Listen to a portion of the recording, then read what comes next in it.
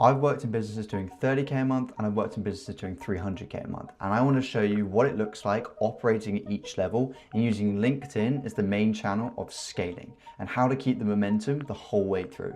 I'll be running through what it looks like to operate as a founder level, all the way up to operating with a team, with a closer, a VA, everything, so that you can see the progression path of where you are now to where you can get to. And if you are already at 300K a month, this will still give you some tips that I have learned looking at things like culture and how to hire the right people. So the first thing we want to start with is the daily operating rhythm. So what does it look like as a founder right now when you're doing roughly 20 to 30K a month? What does your day-to-day look like and what should it look like when using LinkedIn? When I first speak to founders, I always like to understand where is their time distributed to, because in most cases, they haven't really distributed their time properly. And my main focus is obviously helping them with DMs, how to use LinkedIn and how to use Sell by Chat to scale their business. If you haven't looked at my previous video, I ran through there how to book 5 meetings a day on LinkedIn just using the DMs, because this is the point that I want you to be at. This is now where we're going to scale it from 5 meetings a day and where you can distribute your time to someone else so that they can do it for you. That is the only way of scaling. You as a founder can't do everything. So what does this look like on the day-to-day? So from Monday to Tuesday, I want you to focus on outreach. Now, in most cases, when I work with a founder, they're usually dedicating about an hour a day to sending DMs on LinkedIn. And to be honest, that's all you really need to scale it up and get to about 3 meetings a day. The people doing 5 meetings a day, I will admit, they're putting in a bit more time, but 3 meetings a day is still fine and you'll still be able to scale the business. So what does this look like? On the Monday to the Tuesday, you want to focus on outreach. And this is where you're sending 20 new connection requests every single day. And you're starting 25 to 30 new chats. The reason you want to do this is it just builds momentum. It creates a snowball effect where you're starting conversations with so many different people that over time you're just chatting and you're chatting to all these different prospects. And the cool thing is, and again, I've run through this in previous videos, it will push them through the funnel. So then they come into this window of opportunity where they're ready to be sold to. That's the point. So if you're talking to as many people and you're starting new conversations every single day, you will constantly have people come into this window of opportunity where you can book a call and close them. Tuesday is also the same. You want to continue doing outreach, but this is more when you're focusing on signals. So things like people who viewed your profile, things like people who've liked your posts, commented, sent you an inbound connection request. This is where you're focusing on the signals that they're already giving you that they may be interested. So Mondays for cold outreach, Tuesdays for warm outreach. On Wednesday, we're going to focus on qualifying these prospects. So we're going to be talking to these individuals and asking them qualifying questions and making sure that they're actually someone that you want to work with and that they're actually someone who fit all 4 parameters of BANT, which stands for budget, authority, need, and timeline.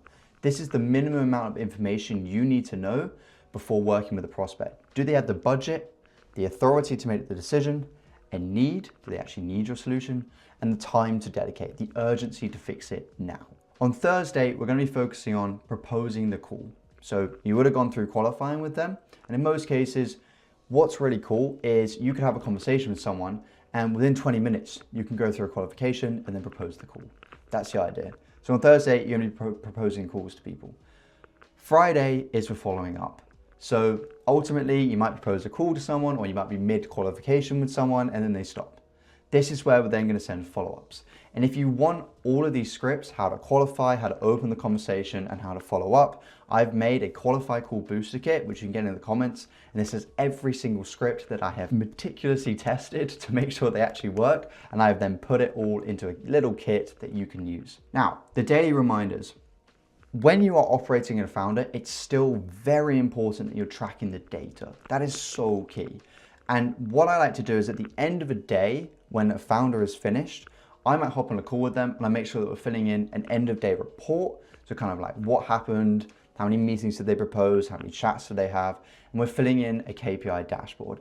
Now I can show you the KPI dashboard, but I don't really want to like over complex it. But essentially, once you have a KPI dashboard, you'll be able to track how many conversations are opening, how many of them are replying, how many of them are getting to the qualification stage, and you'll just be able to keep track of all the data, because that is key. Make sure that you log it, because as you scale, you will have the data on what works. So I ran through this in a previous video, but you can be split testing different messages and then you have the data on which one actually works the best. Once you've got this, I wanted to give you what you are aiming for. So when I speak to a founder and when I first kind of have a conversation with them, when I tell them the metrics that I'm getting whenever I'm DMing, they are usually like blown away. They're like, what, you're getting that much of a reply rate or that much of a book rate? And the answer to them is, yes, I am. Because the thing is, I focus on quality over quantity. But here on screen is what you want to aim for. So 20 connection requests sent a day, as I mentioned.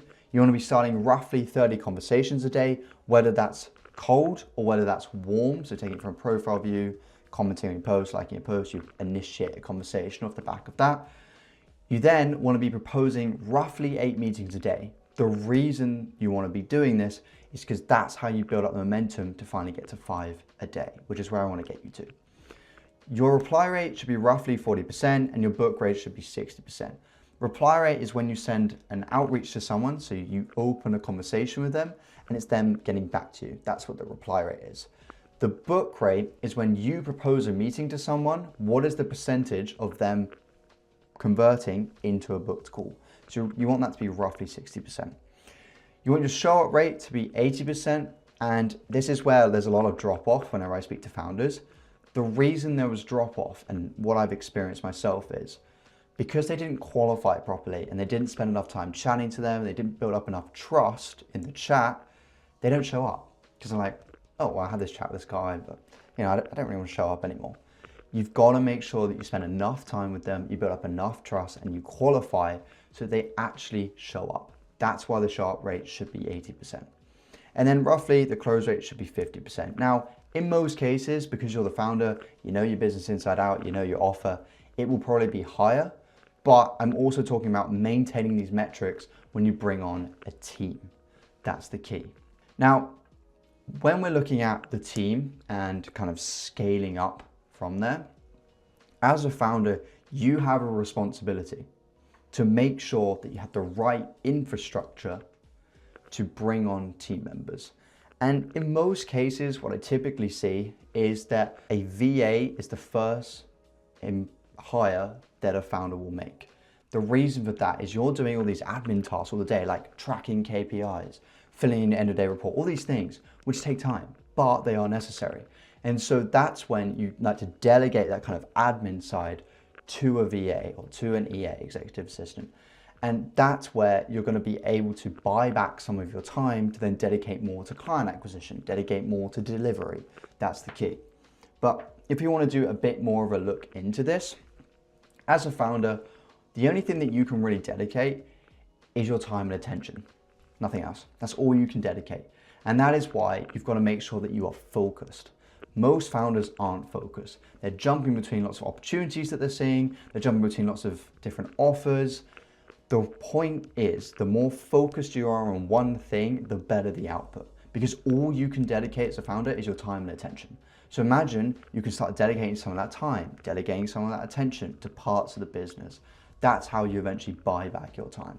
So when we look at it a bit more broken down, these are kind of the, I'd say, minimum viable product or minimum amount of people that you need to get to 300K a month. Because I've operated in a business doing 300K a month, and this is all you really need.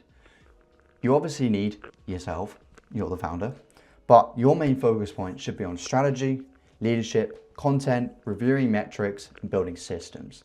That should be what you're doing. And your KPI focus, so KPI stands for key performance indicators, should be on the consistency, big one. It's got to be consistent.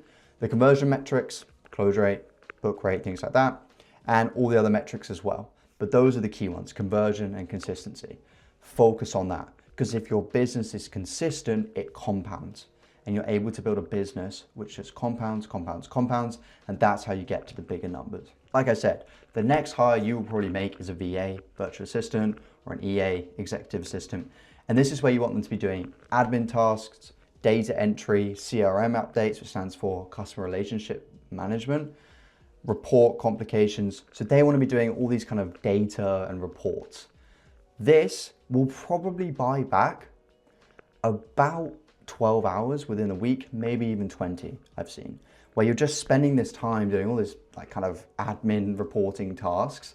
And this is where, when you are working 12 plus hours a day, that's supposed to say a day, and you're overwhelmed with it, this is when it's time to make that decision. But there is a threshold. I would say to really benefit from hiring an EA and to actually buy back the time responsibly in a way that's going to get you a return, you want to be doing roughly 8K a month. I would say that's probably the threshold, and that's USD, by the way.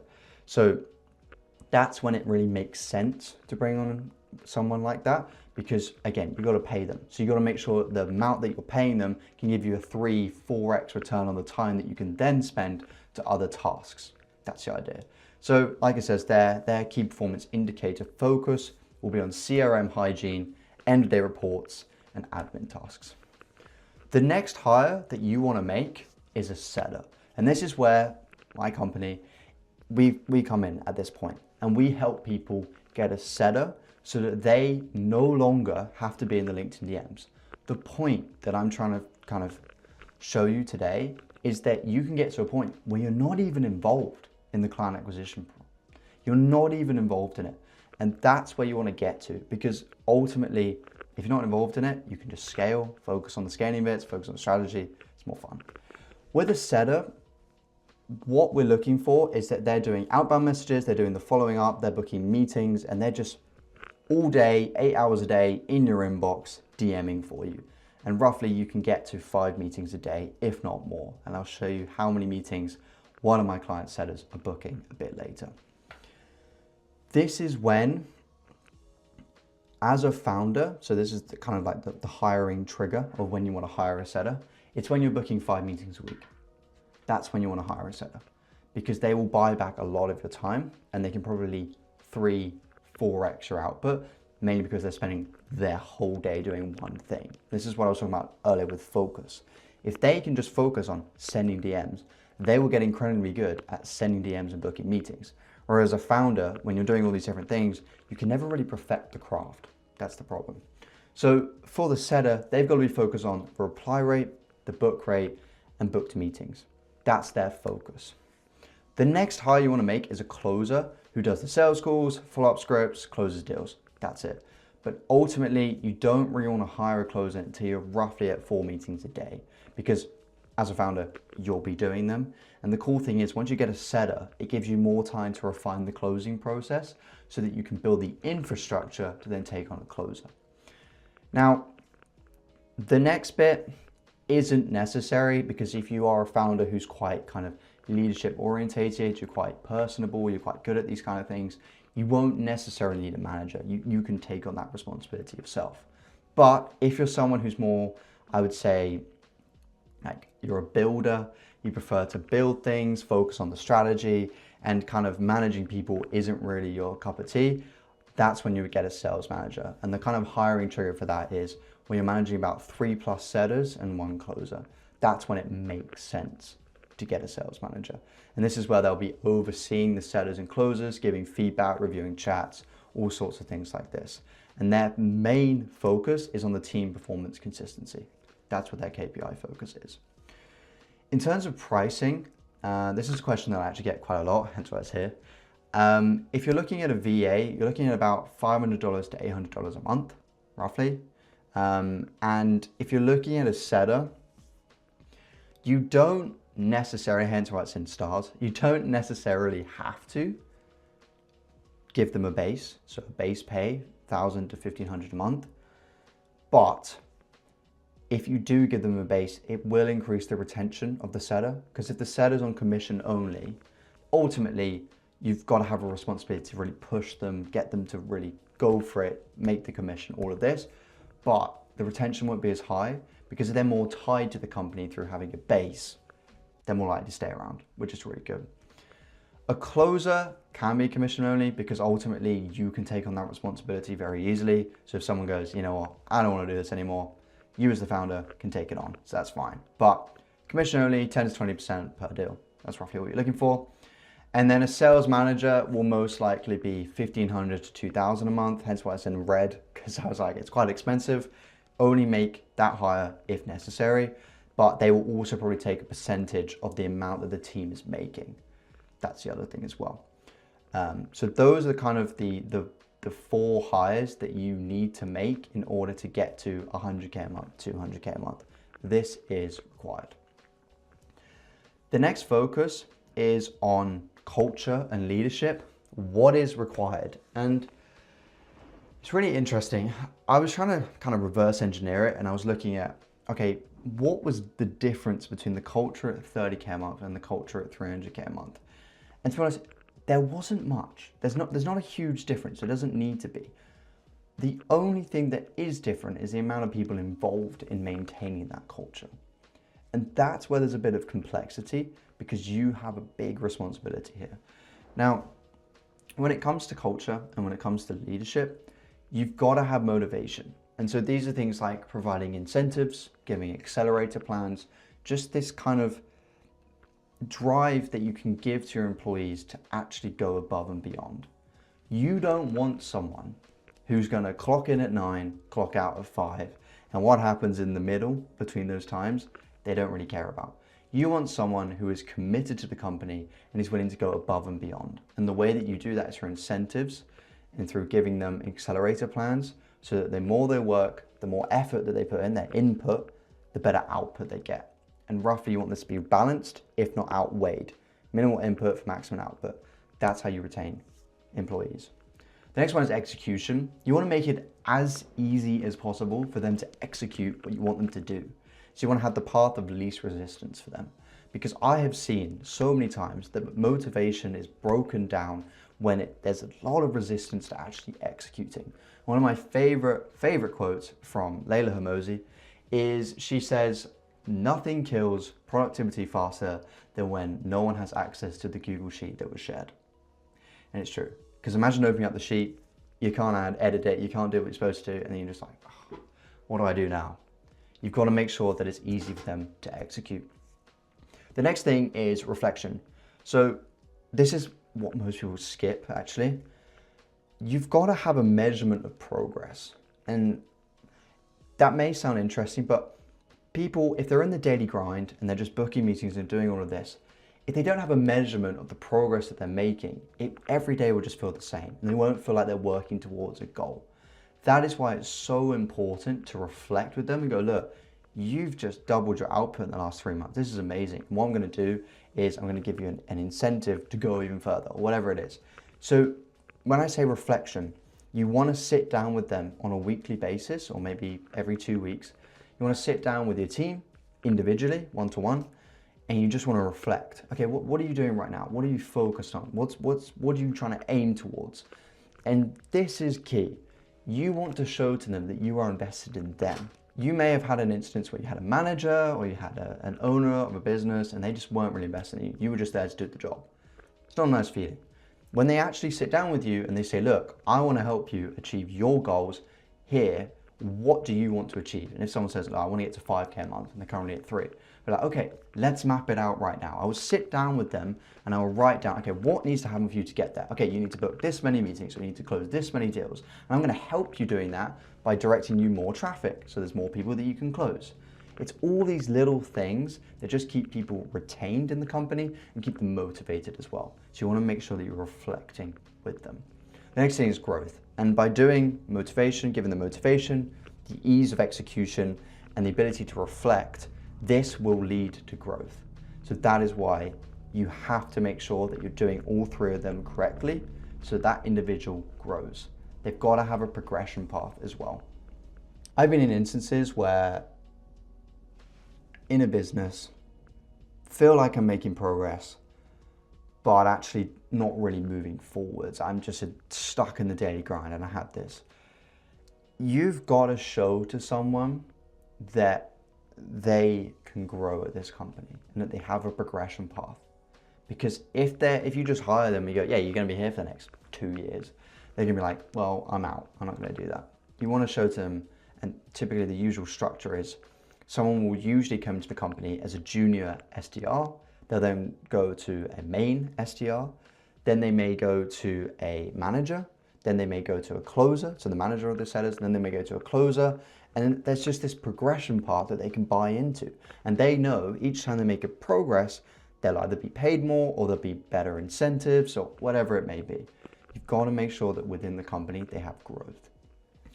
So, how do you actually run a high performance team? This is a question that I get a lot, and I've now been in a business where I've seen what it looks like, hence why I wanted to make this video. So, high standards. You've gotta commit to really, really pushing the team. You've got to commit to actually kind of policing and making sure that they're actually executing what you want them to. Have high standards. Because what happens is, if you create an environment where there is a good culture, and I'll give you an example, Steve Jobs did this, okay? He created an environment where there was a good culture, and what would happen is, because all these people who were working together that he kind of brought together, got on with each other, they were aligned, they all had high standards, they all wanted it to be perfect, all these different things. When someone joined the group who wasn't driven, who wasn't motivated, didn't have the highest level of attention to detail, they were actually kicked out because they didn't resonate with the group. And so if you dedicate enough time into building an amazing environment, a really good culture, it will actually become self-policing.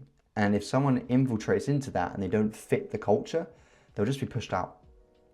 And so you now create an environment where you don't really have to manage it because they manage it themselves. That's the key. And the main thing you must focus on.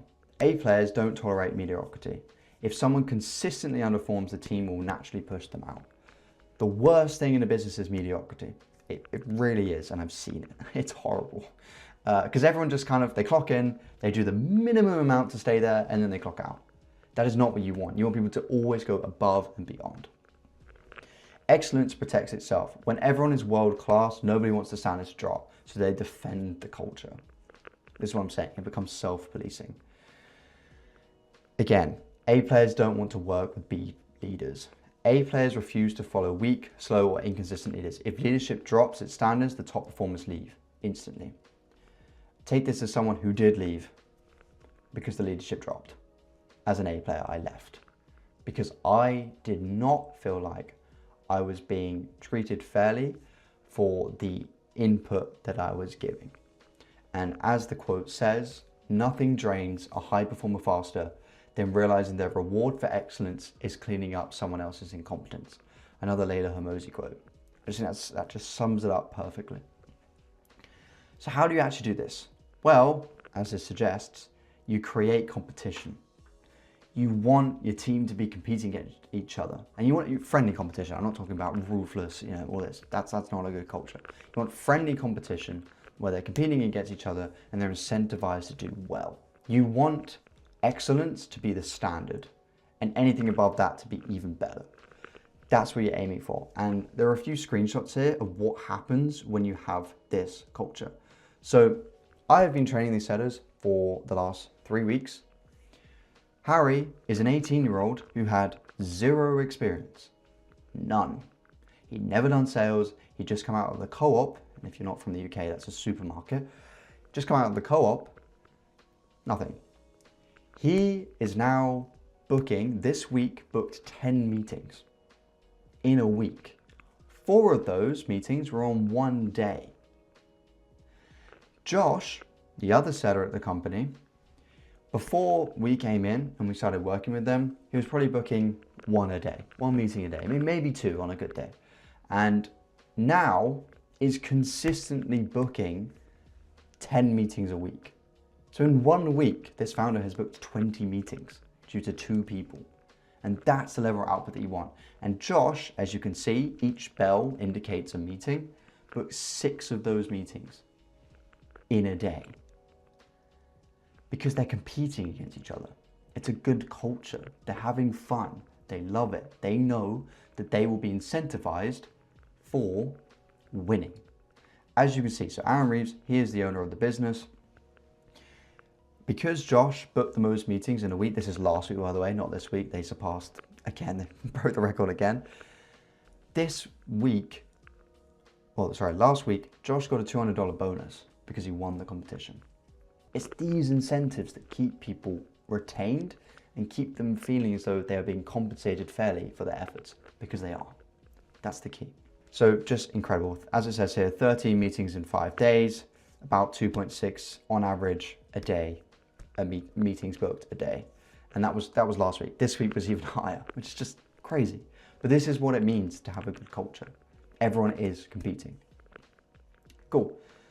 The next thing we want to focus on is the operations hub. So going back to here, where was it? Here, execution. We want to, like I said, have the minimal amount of resistance to being able to execute. And a way of doing that is by getting your operations in order. So how do you actually do that? The first thing you want to do is you want to have, this is for sell by chat specifically, do you remember that? But you want to have SOPs, standard operating procedures. Things that go, hey, there's this thing that you need to do today. This is how to do it. And then people are able to follow it and see. So an example is in a sell by chat conversation, you have opening sequence, qualifying sequence, booking the call, and follow up. Those are the main kind of sections of a sell by chat. We have made SOPs on every single bit so that someone knows exactly what to do. So you have an opening sequence, which runs through the objective, why we open conversations, base principles, scripts to use, templates. We have the same for qualifying, the same for booking the call, and the same for follow-up. We actually have SOPs for every single section. So someone go, okay, well, I'm in this phase now. I need to follow someone up. Let me open up that SOP and see how to do it. And this also, there's a metric that I track. This also increases it. And that metric is time to proficiency, or TTP, as I call it. How long does it take someone to join your company and become proficient in their role? Using SOPs decreases that time to being proficient. That's why we do it. So the time to proficiency is decreased as much as possible. That's the key. The dream outcome is that someone joins your company and the next day they're proficient, they're able to do it. You've got to get as close to that kind of perfect scenario as possible. That's why we have SOPs. So if you're in a business where it's so you're very reliant on meetings and closing and things like this, and making sure that people actually show up, I would also add into those SOPs a meeting confirmation flow SOP. So what does the seller do once a meeting is confirmed? The reason I don't want to show you one is it's different for everyone, but in most cases, what we suggest is you send a VSL, so a video sales letter, and then you also send them a form to fill in just so that they can vent a bit more about their problems. So that's like a meeting confirmation flow. So what happens after the meeting is confirmed? The other thing is a no-show/recovery SOP. So for example, a seller might book a meeting for the closer, but they might not show up. Now, again, this is why I don't want to make one, but either you say, okay, the responsibility is on the seller because they booked it. So you create an SOP, you go to the seller, hey, when someone doesn't show up, you're going to do this instruction. Or for the closer, when someone doesn't show up, you're going to do this. It's just to decrease the time to proficiency. That is the key. Now, this is something that most people don't have when we work with a business and we're implementing sellers. They don't have a case studies folder and a testimonial kind of book or library. When a seller is in a conversation with someone, they want to be able to reference case studies specific to that individual. That's what they want to do. And so you need to have, and again, this can be in a Notion, you can have a Notion folder where it literally has all your case studies, all your testimonials, all the screenshots, videos, whatever it is. And so at a moment's notice, the seller can go into that and they go, okay, well, I'm talking to someone in, for example, they're a marketing agency. They can then go to your testimonials or the case studies and you go, okay, well, here's another marketing agency. They're also very similar situation. And then they can link that in the chat. But you need to have the infrastructure for that to happen. And that's how you have really, really effective sell by chat, by having a library of resources that the seller can reference in the chat to convince someone even faster. The other thing, again, something that people miss, is reference chats. So you want to have, what does good look like? You've got to show that to people. Someone can't just come in and just be good. You have to show them what good looks like. So you can have reference chats. So like, hey, here's an example of an opening sequence which works really well. Here's an example of a qualifying sequence that worked really well. And so you just have all these resources, all this infrastructure, so that the time to proficiency is significantly decreased. That's how you do it. You give them reference points so they can go, okay, so I'm aiming for that. Okay, if I can get as close to that as possible, then that's good. That's what good looks like. You need this to scale a team fast. The last thing, and this is more aimed at founders, you've got to have the right kind of systems in place to make sure that it's as effortless as possible, not only for the setter, but for the prospect. It's got to be as effortless as possible all the way through. So one of the ways that you can do this, and again, I think I should have mentioned it a bit further up, I'll come back to it in a sec, but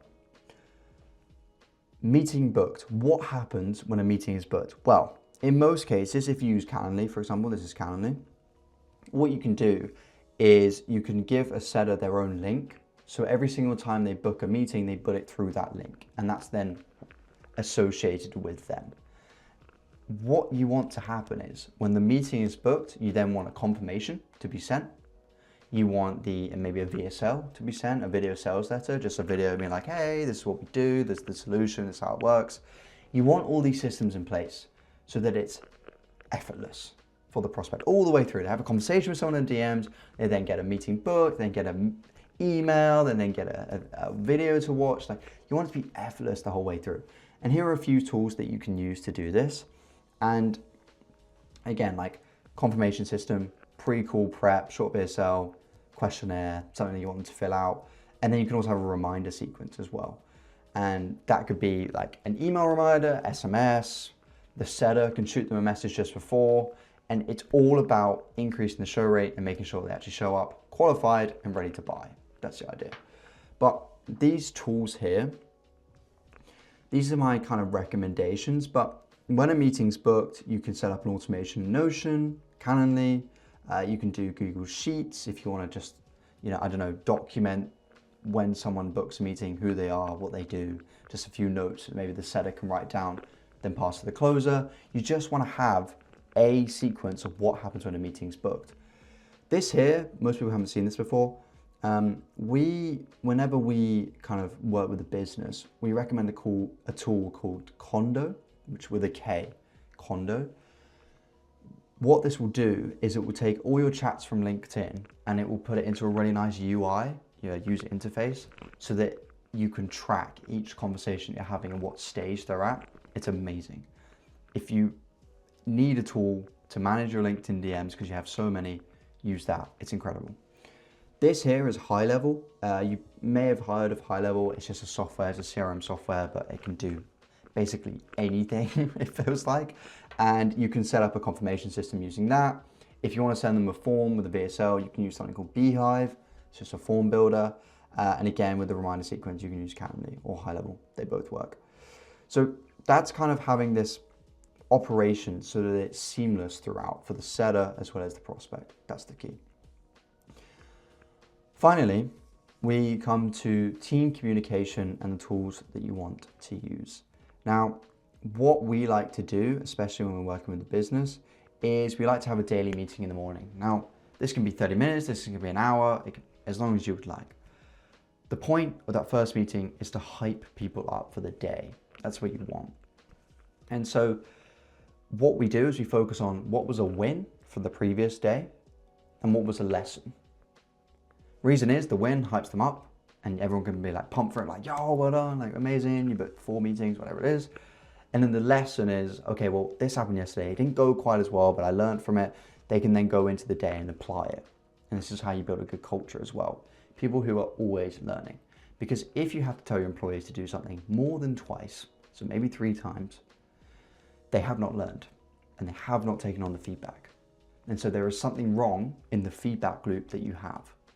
And this team communication is about creating a feedback loop. Hence why the other thing is we want to set the goals for the day that they have, like how many meetings do you want to book today, how many deals do you want to close, whatever it is, and the targets they need to do that. So, okay, well, you want to book 4 meetings. You'll probably have to propose 8 in order to get that with a 50% book rate, whatever it is. It's just setting that goal. And throughout the day, You then want to keep them accountable. Like midday, if you want to use Slack or whatever you use for communication, shoot them a message. Hey, I know you want to book 4 meetings today. How's it going? How many have you booked so far? Just giving them accountability and just making sure that you are supporting them in achieving their goals. The other thing in the morning is, this is where the setters, the closers, your employees, your EA, whatever it is, VA, they can give you feedback as the founder and be like, hey, look, I know we built this. It's actually really hard to use. I'm wondering if there's a better way of doing this. And then you're able to build it or implement it, whatever it is. People want to be in an environment where their voice is heard and that they're able to give feedback, because ultimately, if you have a constant feedback loop, and most companies don't, like most of it's broken down, there's no feedback loop, you will win every single time, because people are constantly giving you feedback on what they think will work better so that they can do their jobs better. And what I've learned is, if you leave a process, just leave it, don't change anything about it, just incrementally make it better. Year on year, it will get roughly 4% better. And that process becomes 4% more efficient. And if something's more efficient, you'll make more money. That's the key. At the end of the day, you want to have an end of day report. I'll show you what one looks like. And you want your setters, closers, whatever, to just log how much was closed, the meetings they booked, how many conversations they start, just all this data that you want to be tracking. And just making sure that it's very clear and visible what's going on in your business. The worst thing is when I talk to a business and they just have no data. They don't know what's going on. It's painful. But if you can have the data and be able to see what's going on in your business, you'll be able to make decisions a lot faster. The one metric that I have learned leads to the speed in scaling, and people being able to just, like companies being able to just surpass other ones so much faster. These are people like Alex Hormozi, Stephen Bartlett.